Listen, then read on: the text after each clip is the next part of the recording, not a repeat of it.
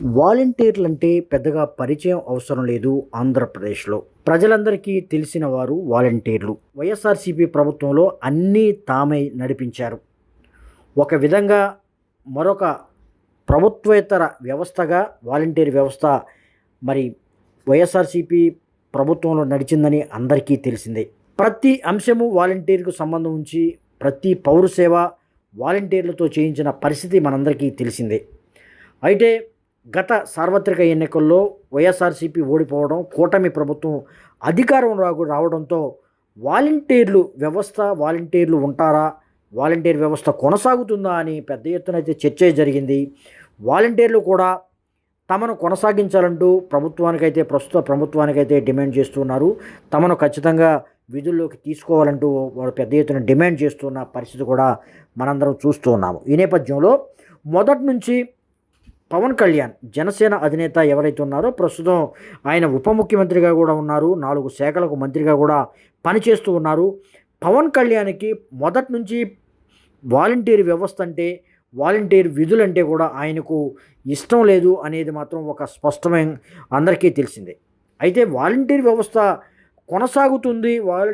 కొనసాగిస్తాము, తమ ప్రభుత్వం అధికారంలోకి వచ్చిన తర్వాత వారికి ఇస్తున్నటువంటి 5,000 గౌరవ వేతనాన్ని 10,000 చేస్తామంటూ కూడా పెద్ద ఎత్తున చంద్రబాబు నాయుడు ఎన్నికల ప్రచారంలో భాగంగా హామీ ఇచ్చిన పరిస్థితి. ఒక విధంగా అప్పుడు వాలంటీర్లు కొంత కూటమి అధికారంలో రావడానికి కూడా పెద్ద ఎత్తున వాళ్ళు సహకరించారు, పెద్ద ఎత్తున వాళ్ళు పనిచేశారని కూడా కొంత అయితే సమాచారం అయితే ఉంది అని కూడా చెప్తూ ఉన్నారు కొంతమంది కూటమి నేతలు. అయితే ఇలా సహకరించినటువంటి వాలంటీర్ వ్యవస్థ ప్రస్తుతం కొనసాగుతుందా లేదా అనే ఒక డౌట్ అయితే వచ్చింది. ఒక ఉత్కంఠభరితంగా మారిందని కూడా చెప్పుకోవచ్చు. ఎందుకంటే జూలై 1వ తేదీన వాలంటీర్లు లేకుండా రాష్ట్ర వ్యాప్తంగా దాదాపు 65 లక్షల మంది పెన్షన్దారులకు నేరుగా నగదు పంపిణీ చేసిన కూటమి ప్రభుత్వం ఇక వాలంటీర్లతో పనేమిటి అనే ఒక ప్రశ్న అయితే తలెత్తే విధంగా పనిచేశారని కూడా చెప్తూ ఉన్నారు. ముఖ్యంగా ఉప ముఖ్యమంత్రి ఎవరైతే ఉన్నారో పవన్ కళ్యాణ్ ఖచ్చితంగా చెప్పారు. వాలంటీర్లు లేకుండా ఇంత పెద్ద వ్యవస్థ, ఇంత పెద్ద నెట్వర్క్ని ఒక్క రోజులో పూర్తి చేశాము, ఇక వాలంటీర్లతో పని ఏమిటి అని పవన్ కళ్యాణ్ నేరుగా ఆయన పాల్గొన్నటువంటి పెన్షన్ పంపిణీ కార్యక్రమంలో ఆయన నేరుగా మాట్లాడారంటే వాలంటీర్లు అసలు వ్యవస్థ వద్దు అని ఆయన స్పష్టం చేసినట్లు కూడా తెలుస్తుంది. అయితే ఒక పక్క ముఖ్యమంత్రి చంద్రబాబు నాయుడు ఎన్నికల హామీలలో వాలంటీర్లకు భరోసా ఇచ్చారు, వాలంటీర్లకు మరి మాట ఇచ్చారని కూడా చెప్తూ ఉన్నారు. హామీ ఇచ్చిన నేపథ్యంలో ఖచ్చితంగా వీరు కొనసాగుతారా లేదా అని, అంటే ఉప ముఖ్యమంత్రి ఏమో ఒక విధంగా మాట్లాడటం, ముఖ్యమంత్రి మరొక విధంగా మాట్లాడటంతో ఈ అసలు గందరగోళం అయితే ఇక్కడ ప్రారంభమైందని కూడా చెప్పుకున్నారు. దీని నేపథ్యంలోనే ఉన్నటువంటి వాలంటీర్లు అంటే రాజీనామా చేసిన కొంతమంది వాలంటీర్లు తర్వాత మరికొంతమంది అయితే రాజీనామా చేయకుండా కొనసాగుతున్న పరిస్థితి. అంటే వాలంటీర్ వ్యవస్థ ఉందా లేదా అని కూడా ఇప్పుడు మనం చెప్పలేని పరిస్థితి. అయితే ఈ వాలంటీర్ వ్యవస్థ కొనసాగించేందుకు ప్రభుత్వం అయితే కసరత్తు చేస్తుందంటూ కూడా కొంత ఈ వార్త అయితే ఇప్పుడు బయటకు వచ్చింది. ఈ ఏదైతే వాలంటీర్లు ప్రస్తుతం ఉన్న వాలంటీర్లను, ఈ వాలంటీర్ వ్యవస్థను కొనసాగే విధంగా ప్రభుత్వం అయితే కసరత్తు చేస్తుంది. అధికారులు అయితే ఆ దిశగా అడుగులు వేస్తూ ఉన్నారు, ఆ దిశగా విధి విధానాలు ఖరారు చేస్తున్నారంటూ కూడా మనకు సమాచారం అయితే అందుతుంది. పవన్ కళ్యాణ్కి ఇష్టం లేనటువంటి వాలంటీర్ వ్యవస్థ చంద్రబాబు నాయుడు కొనసాగిస్తే ఎలా ఉండబోతుంది ఏమిటి అనేది కూడా ఇప్పుడు ప్రశ్నార్థకంగా మారింది, ఒక ఉత్కంఠభరితంగా కూడా మారింది. అయితే పవన్ కళ్యాణ్ మొదటి నుంచి చెప్తున్నారు వాలంటీర్ వ్యవస్థ వల్ల నష్టమే కానీ ఉపయోగం లేదు, వాలంటీర్ల వల్ల కొన్ని దుష్పరిణామాలు కూడా రాష్ట్రంలో సంభవించాయి, వాలంటీర్ల వల్ల దాదాపు 30,000 మందికి పైగా మహిళలు కనిపించకుండా పోయారు అని ఆయన పెద్ద ఎత్తున ఆరోపణలు కూడా చేసిన నేపథ్యంలో, అంతేకాకుండా రీసెంట్గా కూడా ఆయన వాలంటీర్ వ్యవస్థ గురించి ఒక మాట కూడా మాట్లాడకపోవడం, అంతేకాకుండా వాలంటీర్లు లేకుండానే మరి పెన్షన్ల పంపిణీ కార్యక్రమాన్ని మనం పూర్తి చేశాము, ఘన విజయం సాధించామంటూ కూడా ఆయన చెప్తూ ఉండడంతో వాలంటీర్లు అయితే కొంత మరి ఆందోళనకు గురవుతున్నారు. వాలంటీర్లను ఉంటారా లేదా అని ఒక డౌట్ అయితే అందరిలో వచ్చేసింది. అయితే వాలంటీర్లు ఖచ్చితంగా ఉంటారు, వారికి గౌరవ వేతనం కూడా పెంచబోతున్నాము అంటూ కూడా ప్రభుత్వం అయితే కొంత సమాచారం సేకరిస్తుంది, కొంత సమాచారం అయితే ఇచ్చిందని కూడా చెప్పుకోవచ్చు. ఈ నేపథ్యంలోనే ఈరోజు ఏదైతే చలో విజయవాడ అంటూ వాలంటీర్లు పిలుపునిచ్చారు, చలో విజయవాడ తమను ఖచ్చితంగా కొనసాగించాలి, తమను విధుల్లోకి తీసుకోవాలంటూ వాలంటీర్లు అయితే చలో విజయవాడకు పిలుపునిచ్చిన నేపథ్యంలో ఎక్కడ వాలంటీర్లు అక్కడ పోలీసులు అయితే అరెస్ట్ చేశారు, ఆయా పోలీస్ స్టేషన్లకు తరలించారని కూడా మనకు సమాచారం అయితే అందుతుంది. ఈ నేపథ్యంలోనే ఒక పక్క వాలంటీర్లను అరెస్ట్ చేస్తూనే మరో పక్క ప్రభుత్వం అయితే ఒక సమాచారం అయితే బయటకు విడుదల చేసింది.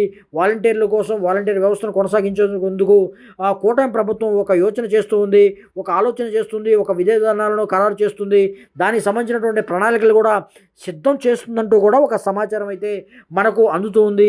అంతేకాకుండా ఈ వాలంటీర్లను 10,000 గౌరవ వేతనం ఇస్తూ వారికి ఇప్పటివరకు 50 ఇళ్ళు కేటాయిస్తే ఇక నుంచి 100 ఇళ్ల సమాచారం 100 ఇళ్లకు వారికి కేటాయించే అవకాశం ఉందంటూ కూడా చెప్తున్నారు. అంతేకాకుండా క్వాలిఫికేషన్స్ కూడా డిగ్రీ ఉండాలి, వయసు 30 సంవత్సరాలు 35 సంవత్సరాలు నిర్ణయిస్తారని కూడా తెలుస్తుంది. అంతేకాకుండా 3 సంవత్సరాలు మాత్రమే వాలంటీర్గా పనిచేస్తారు. ఆ తర్వాత ఆయనకు వాలంటీర్ ఎవరైతే ఉన్నారో వారికి శిక్షణ ఇచ్చి, అంటే స్కిల్ డెవలప్మెంట్, వారిలో ఉన్నటువంటి స్కిల్ని డెవలప్ చేసి ఇతర ఉద్యోగాలకు కానీ ఇతర మార్గాల్లో కానీ ఇతర ఉపాధి మార్గాలు వెతుకునేందుకు వారికి ప్రభుత్వం సహకరిస్తుందంటూ కూడా విధి విధానాలు అయితే తయారు చేస్తుంది.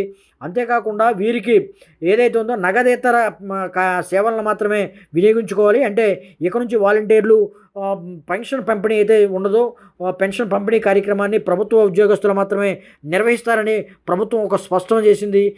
ఇందులో భాగంగానే జూలై 1న మొత్తం ప్రభుత్వ ఉద్యోగస్తులు మాత్రమే ఈ వాలంటీర్ల లేకుండా మొత్తంగా పెన్షన్ పంపిణీ కార్యక్రమం అయితే పంపిణీ చేయడం జరిగింది. ఈ విధంగా ప్రభుత్వం అయితే కసరత్తు చేస్తూ ఉందని కూడా చెప్పుకోవచ్చు. అయితే పవన్ కళ్యాణ్ మొదటి నుంచి చెప్తున్నారు, పవన్ కళ్యాణ్కి ఇష్టం లేనటువంటి వాలంటీర్ వ్యవస్థ చంద్రబాబు నాయుడు కొనసాగిస్తే ఎలా ఉంటుంది, మరి కూటమి ప్రభుత్వంలో వాలంటీర్లకు మరి ప్రత్యక్షంగా వారు పాల్గొంటారు కాబట్టి వివిధ సేవా కార్యక్రమాలు పౌర సేవలలో వాళ్ళు ఉంటారు కాబట్టి ఏదైనా సమస్య వస్తుందా, లేకపోతే ఎటువంటి సమస్యలు రాకుండా ఎటువంటి చర్యలు తీసుకోవాలనేది కూడా మరి ప్రభుత్వం అయితే కొంత కసరత్తు చేస్తుంది. అంతేకాకుండా పవన్ కళ్యాణ్ కొంత వాలంటీర్లకు వ్యవస్థకు కొంత వ్యతిరేకంగా ఉన్నారు కాబట్టి ఆయనతో కూడా సంప్రదించి పవన్ కళ్యాణ్ సూచనలు సలహాలు కూడా తీసుకునే అవకాశం ఉందా అనేది కూడా ఒకవైపు ఆలోచిస్తూ ఉన్నారు. ఆయన ఏదైనా కొన్ని సూచనలు చేస్తే దాని ప్రకారం ఈ వాలంటీర్ వ్యవస్థలో మార్పులు చేర్పులు తీసుకొచ్చే అవకాశం కూడా లేకపోలేదని కూడా చెప్తూ ఉన్నారు. ముఖ్యంగా చూసుకుంటే వరుసగా ఎన్నికల హామీలను నెరవేర్చుకుంటూ వెళ్తున్నటువంటి చంద్రబాబు నాయుడికి ఇది 2వ ఎన్నికల హామీ అని కూడా చెప్పుకోవచ్చు. మొదటగా 1వ తారీఖునే పెన్షన్లను దాదాపు భారీ ఎత్తున పండగ వాతావరణంలో నిర్వహించడం జరిగింది. దాన్ని దిగ్విజయంగా పూర్తి చేశారంటూ కూడా పెద్ద ఎత్తున రాష్ట్ర ప్రజల నుంచి ప్రశంసలు అయితే అందుకున్నారు. దీంతోపాటు మరొక ఎన్నికల హామీని నెరవేర్చేందుకు కూడా చంద్రబాబు ప్రభుత్వం కానీ చంద్రబాబు సిద్ధమవుతున్నారని కూడా తెలుస్తుంది. అదే వాలంటీర్ వ్యవస్థ కొనసాగింపుతో పాటు మరి చంద్రబాబు పవన్ కళ్యాణ్ ఈ విషయంలో ఒక నిర్ణయానికి వచ్చి ఒక ఖచ్చితమైన నిర్ణయం తీసుకుంటారని కూడా భావిస్తూ ఉన్నారు. ఏది ఏమైనప్పటికీ కూడా పవన్ కళ్యాణ్కు ఇష్టం ఉన్నా ఇష్టం లేకపోయినా ఖచ్చితంగా వాలంటీర్ వ్యవస్థను కొనసాగించేందుకు కూటమి ప్రభుత్వం కసరత్తు అయితే చేస్తుందని మనకు సమాచారం అయితే ఉంది. చూద్దాం ఎలా ఉండబోతుంది ఏంటి, అసలు వాలంటీర్ వ్యవస్థ మీద పవన్ కళ్యాణ్ ఏ విధంగా ఉంటారు, ప్రభుత్వం ఏ విధంగా నిర్ణయం తీసుకోబోతుందని కూడా కాలమే నిర్ణయిస్తుంది.